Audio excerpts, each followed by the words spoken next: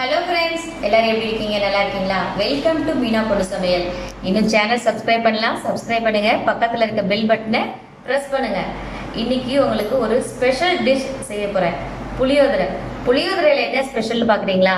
கோவில்ல பிரசாதம் எப்படி இருக்குமோ அதே மாதிரி உங்களுக்கு புளியோதரை செய்யறதுக்கு சொல்றேன். இது ஸ்ரீரங்கத்துல ரொம்ப ஃபேமஸ். எங்கள் பெரியம்மா எனக்கு சொல்லி கொடுத்தாங்க. அதே டிப்ஸை உங்களுக்கெல்லாம் சொல்லித்தரேன். நீங்களாம் வீட்டில் செஞ்சீங்கன்னா அசந்து போயிடுவீங்க. இது மாதிரி செஞ்சுருக்கவே மாட்டீங்க யாரும். வாங்க வீடியோக்குள்ளே போகலாம். எல்லோரும் தேவையான பொருட்கள் சொல்கிறேன், நோட் பண்ணிக்கோங்க. புளி ஒரு நெல்லிக்காய் சைஸ், அதை அரை மணி நேரம் ஊற வச்சுக்கோங்க.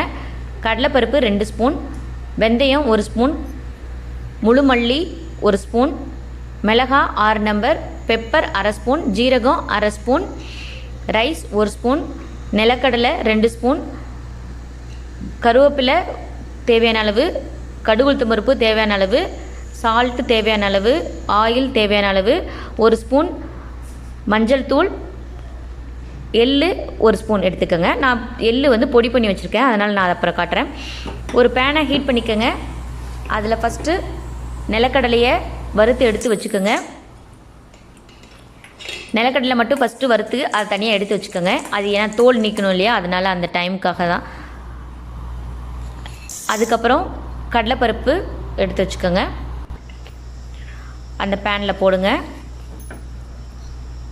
கோரியாண்டர் சீட், முழு மல்லி அதை போட்டு நல்லா ஃப்ரை பண்ணுங்கள். எண்ணெய்லாம் எதுவுமே வேணாம் இதுக்கு, அப்படி சும்மா தான் நீங்கள் ஃப்ரை பண்ணணும்.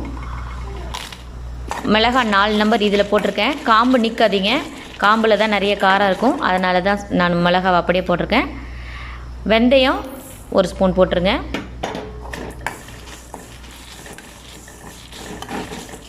எல்லாத்தையும் நல்லா ரோஸ்ட் பண்ணணும், அவ்வளோதான். மிளகு ஜீரகம் ஆட் பண்ணுங்கள். இந்த மாதிரி செய்யுங்க. உங்களுக்கு நீங்கள் உங்கள் வீட்டில் இருக்கவங்க எல்லோரும் கேட்பாங்க, என்ன இது இவ்வளோ டேஸ்ட்டான ஒரு புளியோதரை சாப்பிட்றதே இல்லையே அப்படின்னு. ரைஸ் ஆட் பண்ணிக்கோங்க.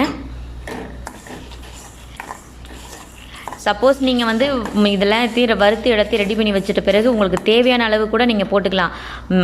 மீதி இருந்ததுன்னா நீங்கள் ஃப்ரிட்ஜுக்குள்ளேயே வச்சுருங்க. அதுக்கு அடுத்து எப்போ செஞ்சாலும் நீங்கள் போட்டுக்கலாம்.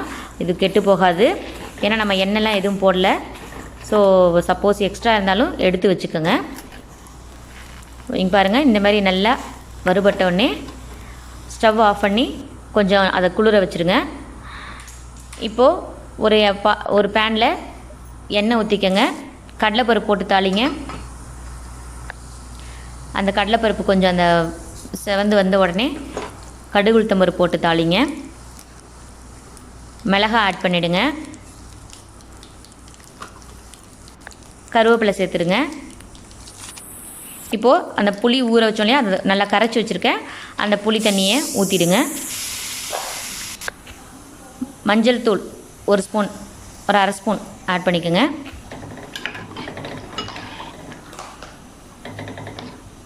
நல்லா கலந்து விடுங்க. ஒரு 10 நிமிஷம் நல்லா கொதிக்கட்டும். அந்த புளி தண்ணி நல்லா வேகணும், அந்த பச்சை ஸ்மெல் போகணும். அதுக்கப்புறம் நம்ம வறுத்து வச்சுருக்கோம் இல்லையா, அந்த பொடியை போடுங்க. நல்லா கலந்து விடுங்க. நீங்கள் இதை செஞ்சிட்டே இருக்கும் போதே உங்களுக்கு தெரியும் எவ்வளோ வாசனை வருதுன்னு சொல்லிட்டு. இப்படி தான் இருக்கும் ஸ்ரீரங்கம் கோயிலில். அடுத்து எள்ளு பொடியை போட்டுடுங்க. எள்ளு நான் பொடியாக வச்சுருக்கிறதுனால தான் நான் அதில் போடலை. இல்லைன்னா நீங்கள் ஃப்ரெஷ்ஷாக போகிறதா இருந்தால் வறுக்கிறதுலே போட்டுக்கோங்க. அவ்வளோதாங்க, நல்லா ரெடி ஆயிடுச்சு. இப்போ இதுக்கு மேலே என்ன பண்ண போகிறோன்னா, நம்ம ஒரு ஸ்பூன் ஆயில் நல்லெண்ணெய் ஊற்றிடுங்க. சிம்மிலே வச்சுருங்க. பொடி போட்ட பிறகு சிம்மிலே வச்சுருங்க. அப்போ தான் உங்களுக்கு பிடிக்காமல் இருக்கும், இல்லைனா சட்டியில் பிடிச்சிடும். இந்த பாருங்கள், எண்ணெய் போட்ட பிறகு அப்படியே பிரிஞ்சு வந்துச்சு. நிலக்கடலை இதில் மேலே தூவி கொடுங்க. அவ்வளோதான். சுவிட்ச் ஆஃப் பண்ணிவிட்டு சாதத்தில் போட்டு கிளறிடுங்க. புளியோதரை டேஸ்டியாக நல்லா ரெடி ஆகிடுச்சு. வாங்க எல்லோரும் சாப்பிட்லாம். தேங்க்ஸ் ஃபார் வாட்சிங். Please like, share and subscribe my channel. உங்கள் ஃப்ரெண்ட்ஸ்க்கு சொல்லுங்கள்.